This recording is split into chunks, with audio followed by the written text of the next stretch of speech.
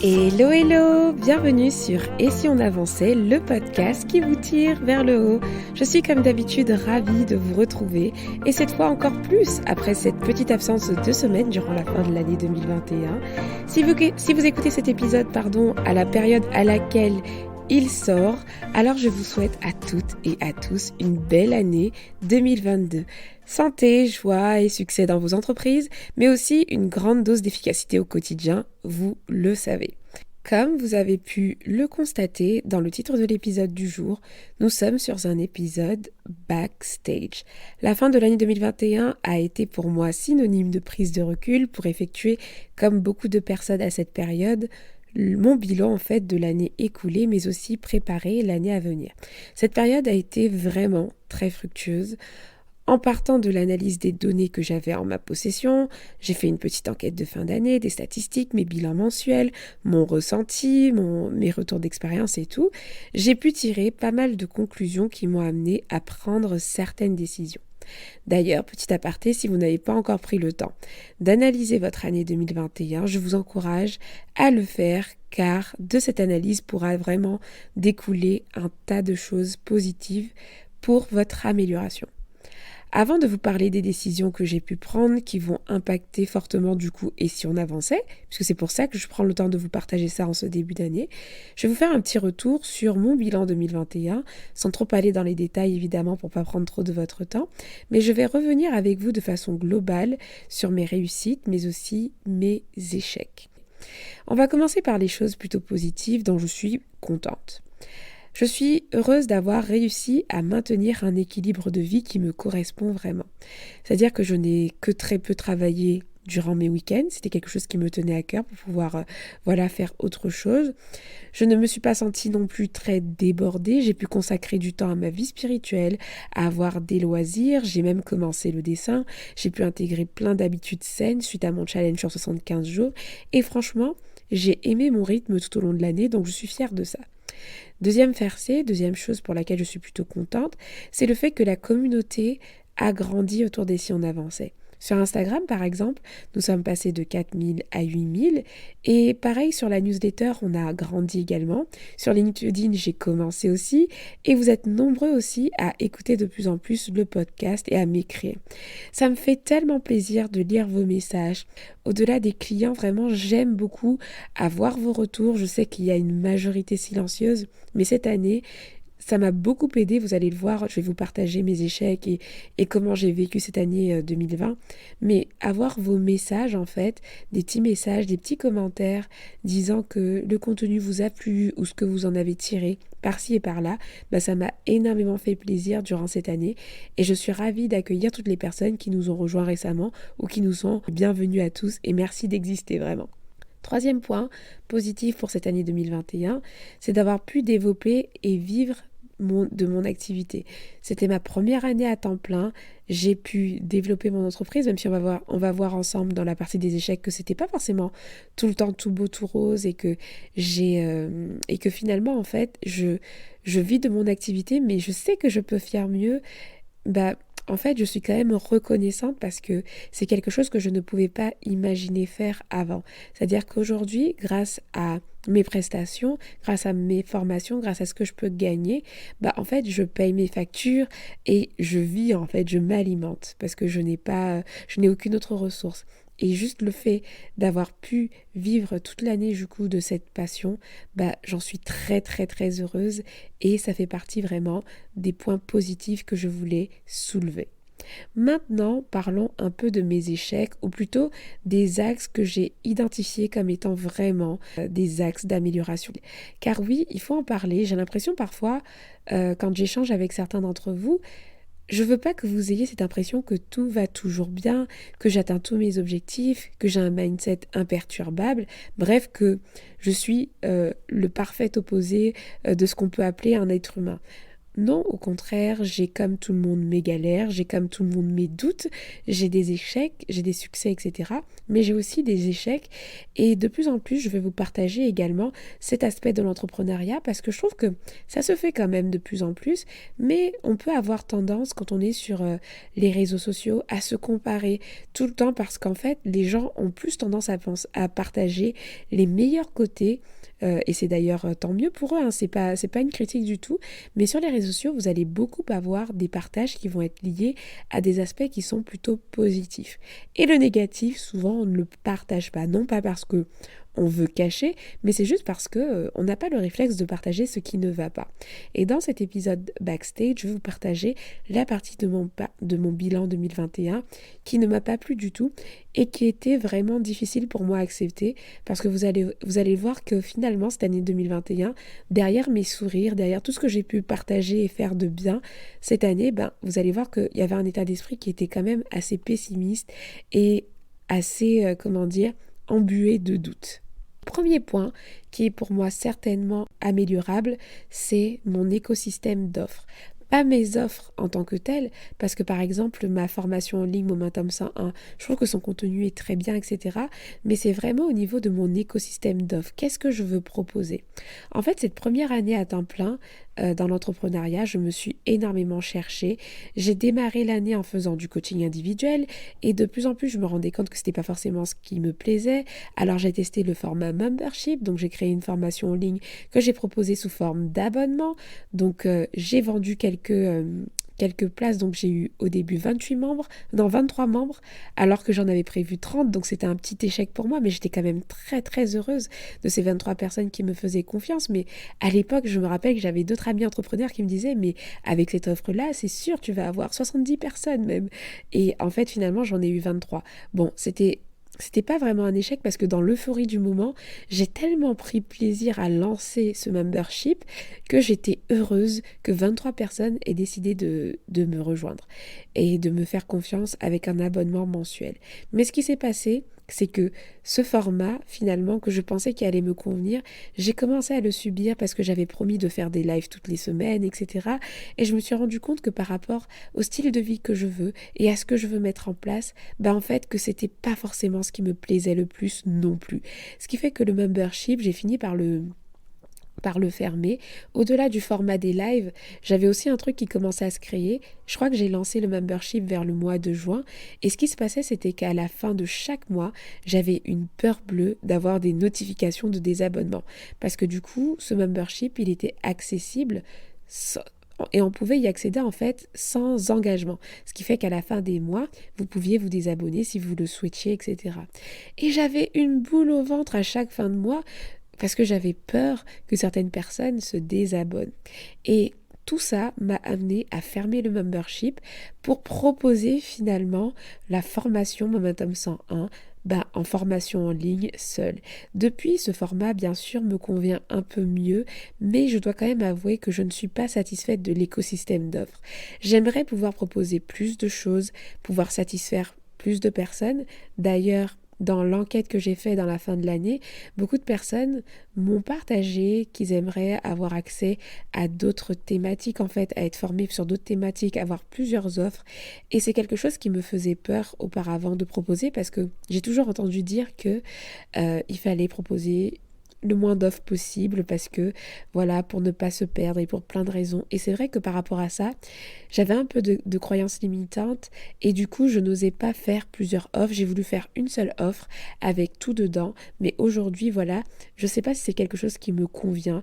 Donc je suis reconnaissante pour toutes ces personnes qui me font confiance et tout ça n'affecte en rien le contenu de ce que je peux produire, mais en fin d'année, j'avais encore des doutes sur mon business model et honnêtement, je me demandais qu'est-ce que tu veux faire, Marielle? Comment tu veux entreprendre? Est-ce que tu veux te limiter juste à la gestion du temps? Qu'est-ce que tu veux? Alors bien sûr, j'ai fini par avoir des solutions et des révélations tout au long de l'année. Je vais vous en parler parce que ça va grandement impacter les décisions que j'ai prises du coup pour l'année 2022. Le deuxième point sur lequel je dois absolument m'améliorer parce qu'en 2021, ça a été une catastrophe. Alors bien sûr, ça c'est une amélioration continue, mais je vais quand même le mentionner parce que vraiment, je trouve que mon état d'esprit, il n'était pas forcément très au top pour l'année 2021, comparé même à l'année 2020, où j'ai décidé par exemple de donner ma démission. En 2021, j'ai été confrontée à pas mal de doutes et pas mal de croyances limitantes, vraiment. Et ces doutes sont clairement liés au point précédent que je vous ai évoqué. Je me suis beaucoup cherchée, je me suis parfois retrouvée et parfois non, comme avec le membership. Et je me suis même demandé vraiment, est-ce que je suis faite pour entreprendre? Est-ce que c'est vraiment une voie faite pour moi? Encore une fois, je reviens avec ce syndrome de la comparaison. J'ai l'impression que tout le monde sait rebondir, que telle personne va lancer une offre, ça va lui plaire, elle va la développer et aller au bout du truc.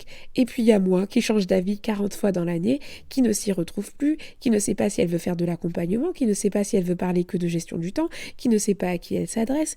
Bref, j'avais l'impression de tout le temps être indécise et d'être complètement perdue. Non pas sur mon appel, parce que par contre j'ai une ferme conviction que je suis à ma place, que je suis née. Oui, je vais très très loin, mais je pense que vraiment c'est ma mission de vie qui est d'aider en fait les gens à gagner en clarté, en efficacité, à les aider à atteindre leurs objectifs, etc. Il n'y a pas de souci sur la mission, mais la forme que ça doit prendre, j'étais vraiment perdue. Je cherchais en fait à savoir comment rebondir, comment faire pour avoir une entreprise qui va être vraiment alignée avec ce que je veux vraiment. Et toute cette année, du coup, ça a été de la réflexion autour de ça, lancer des trucs et puis finalement ne pas être fier de ce qu'on a lancé pleinement, ne pas les assumer. Et je l'ai vraiment très mal vécu parce que j'ai toujours été habituée à, comment vous dire, à avoir un parcours assez linéaire. C'est-à-dire que je n'ai jamais redoublé, j'ai toujours, par exemple, je me suis réorientée dans mes études, je suis passée de technicienne de laboratoire à responsable qualité, mais je n'ai jamais rebroussé chemin, c'est-à-dire que j'ai toujours eu mes diplômes, j'ai toujours fait, voilà, BTS, licence, master, j'ai eu mon permis du premier coup, et en fait, pour moi, vivre ce sentiment d'incertitude, vivre ces doutes constamment, j'avais l'impression d'être dans un système d'échec. Alors que pourtant, les résultats, ils étaient là quand même. J'avais des clients, mais je savais que je n'étais pas dans mon plein potentiel. Et c'est d'ailleurs pour ça que je n'ai pas forcément atteint mes objectifs financiers, parce que je sais que constamment, je doutais et que je n'étais pas sûre de moi. Je n'étais pas sûre que c'était vraiment comme ça qu'il fallait faire. Et voilà. Et j'en ai parlé aussi, j'avais un peu ce syndrome de l'imposteur, enfin pas de l'imposteur, pardon, ce syndrome de la bonne élève, pardon, qui veut absolument avoir des règles à respecter. Et en fait, dans l'entrepreneuriat, il n'y a pas de règles. Et j'étais complètement perdue. Alors petit à petit, j'ai commencé en fait à me sortir de tout ça. C'est pour ça que j'ai lancé le membership d'ailleurs. C'est en sortant un peu de mon syndrome de la bonne élève. Bon, finalement, je n'ai pas aimé. Ensuite, voilà, je rebondis, mais mon mindset n'a pas forcément été très très au top. Du coup, il y avait donc deux solutions. Soit je laissais tout tomber parce que oui, je ne l'ai pas dit, mais même si la communauté, les clients étaient là, mon contenu et mes offres étaient là aussi, c'était tellement flou pour moi et ça en venait à me peser assez dans la balance pour que je me remette en question au point de me demander est-ce que je continue? Parce qu'au bout d'un moment, tout ça créait chez moi une certaine anxiété et après je me demandais mais est-ce que je suis vraiment faite pour ça? Bon, bien sûr, si je suis en train de vous parler aujourd'hui, c'est que l'aventure va continuer parce que j'ai eu un peu ma pensée renouvelée par rapport à ça. J'ai eu des vrais déclics, donc je vais vous partager tout ça dans la partie décision. Mais j'étais dans une telle période de flou qu'effectivement, j'ai pensé même à arrêter. Et je trouve important de parler de ça parce que effectivement, je pense que c'est quelque chose qui ne peut pas se voir de l'extérieur, mais voilà à quoi j'étais confrontée. Du coup, j'avais le choix, du coup j'avais deux solutions. Soit j'arrête tout et je dis au revoir, finalement je retourne peut-être à un métier de salarié. Mon métier de salarié me plaisait bien, ok, mais je dis quand même au revoir à cette liberté, à tout ce que j'ai construit, à tout ce qui se passait, à vous aussi. Ou alors, soit je rebondis et je cherche à revoir ma façon de fonctionner, j'essaye encore, je réajuste, etc. Et c'est là, croyez-moi, qu'avoir un pourquoi fort, ça aide pas mal. D'avoir une vision qui nous porte, ça aide pas mal. Parce que quand je pense à vous, quand je pense à tous ces clients qui m'ont fait confiance, quand je vois vos retours, quand je vois en fait mes dons, mes talents, en fait je me dis que je ne me suis pas trompée, que je suis vraiment à ma place, mais qu'il faut juste que j'apprenne à faire différemment et que j'apprenne aussi à supporter l'adversité. C'est ça en fait être courageuse, Marielle, c'est que c'est difficile, t'es dans le doute, t'es pas dans ton confort de d'habitude, mais tu vas y aller, tu vas avancer, parce que avancer ce n'est pas que quand c'est confortable, Marielle, tu vas y aller, c'est ce que je me suis dit. Du coup, j'ai décidé de rebondir. J'ai donc pris plusieurs décisions et ce sont celles que je vais vous partager du coup ici dans ce podcast. Donc j'ai pris 3 grandes décisions. Vous avez dû voir déjà, premièrement, la première, c'est que j'ai décidé de changer mon identité visuelle. Pourquoi j'ai décidé de changer mon identité visuelle? C'est tout simplement parce que, justement, j'avais l'impression que cette année 2022 allait être un renouveau pour moi et ça faisait un moment que j'avais envie de changer un peu d'identité visuelle parce que jusqu'à présent c'était ce bleu canard et cette petite touche de jaune et ça ne me plaisait plus trop. C'était quelque chose que j'avais choisi pour commencer, c'était très bien, mais j'avais envie de plus de modernité, vraiment de la modernité, de la neutralité. Mes mots-clés pour cette nouvelle identité visuelle, c'était moderne, simplicité, neutralité, et voilà. C'était ça, grosso modo, minimalisme. J'ai donc, comme une grande, refait mon identité visuelle. C'était un plaisir pour moi de travailler dessus durant un après-midi de mois de décembre.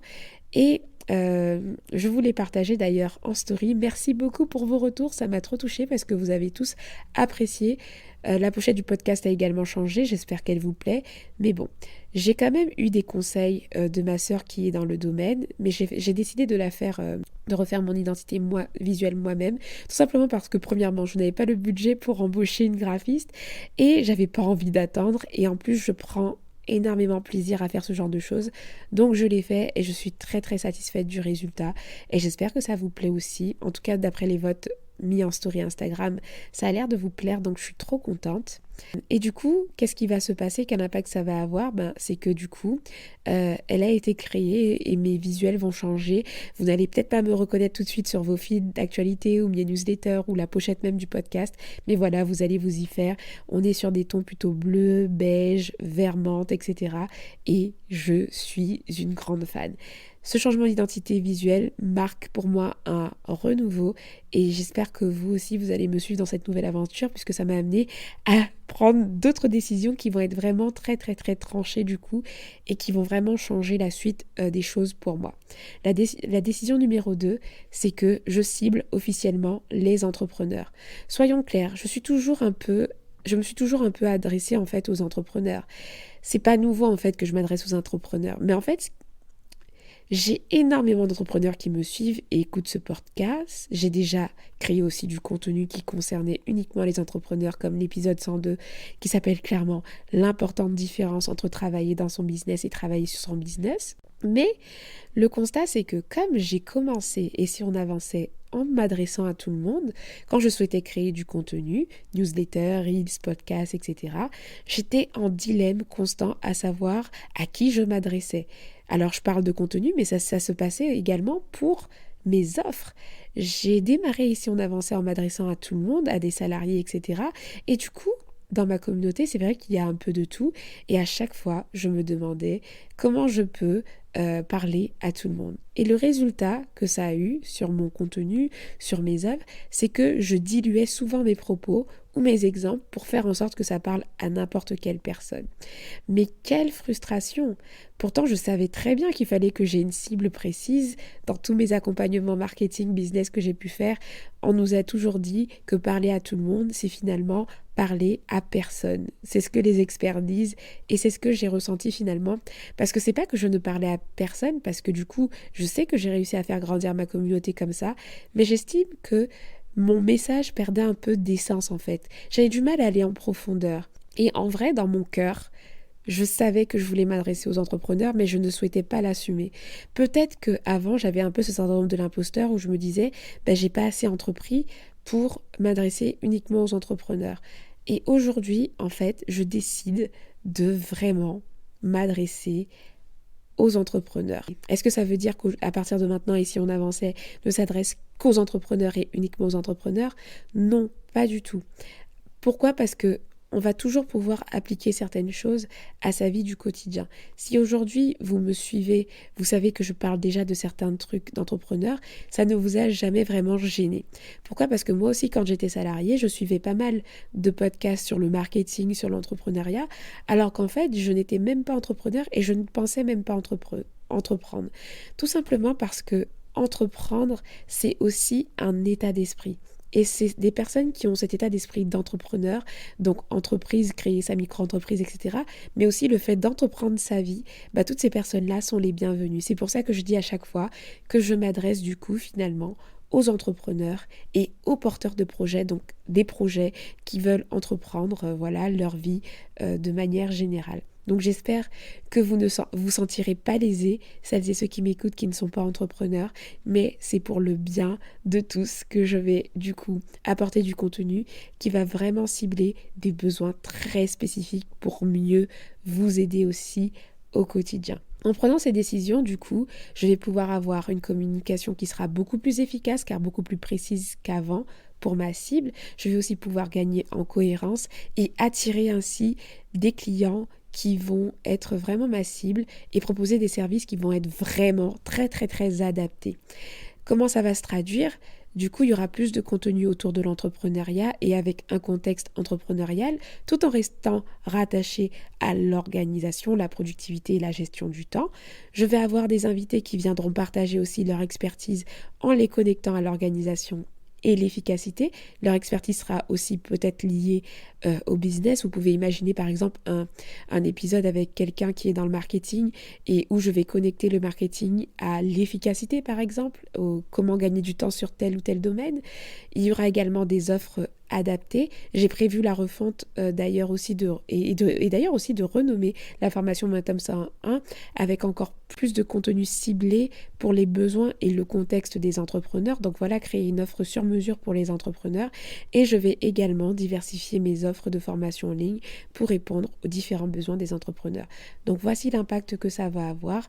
Et si vous me suivez au quotidien et que vous n'êtes pas entrepreneur, vous avez encore votre place ici. Si vous m'aimez, restez. Et puis sinon, ce n'est pas bien grave.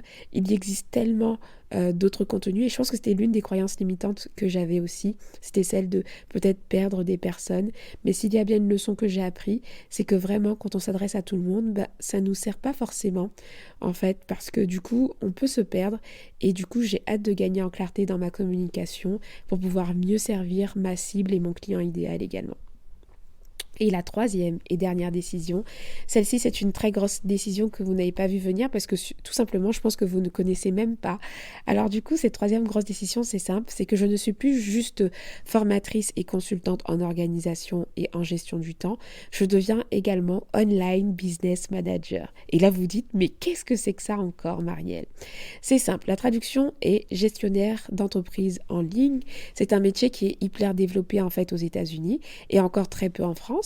En France, vous entendrez souvent parler de bras droits qui font parfois office de business manager. Mais là encore, ce n'est pas forcément tout à fait ça à chaque fois parce que des fois, quand je regarde sur le contenu de certains bras droits français, en fait, c'est pas forcément ce que fait un business manager. Le business manager, il va intervenir à différents niveaux d'un business, comme au niveau de la gestion de projet, la stratégie, le recrutement, le management, la formalisation de process et l'automatisation.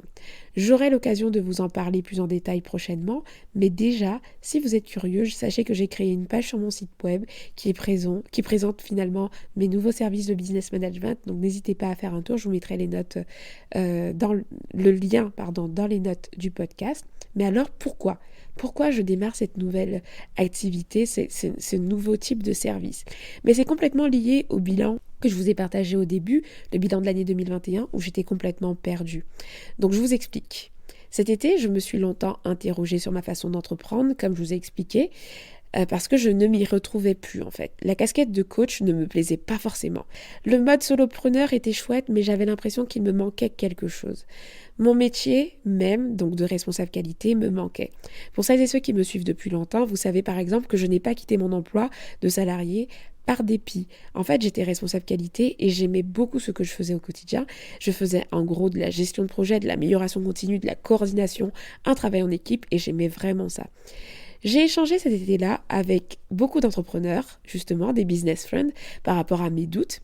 Et j'ai eu un énorme déclic à ce moment-là en me renseignant sur un livre que m'a recommandé l'une d'entre elles. Coucou Sonia, si tu passes par là, Sonia Lerambourg, qui elle aussi est business manager. Vous pouvez la retrouver sur Instagram, Sonia Lerambourg. C'est la business manager d'Aline Bartoli, qui est de The Bee Boost et qui est déjà intervenue sur ce podcast. Le livre s'appelle Rocket Fuel, je vous mettrai le lien dans les notes du podcast. Ce livre explique qu'il existe en gros des entrepreneurs intégrateurs et des entrepreneurs visionnaires. Et que ces deux ne fonctionnaient pas du tout de la même façon et n'entreprenaient pas de la même façon.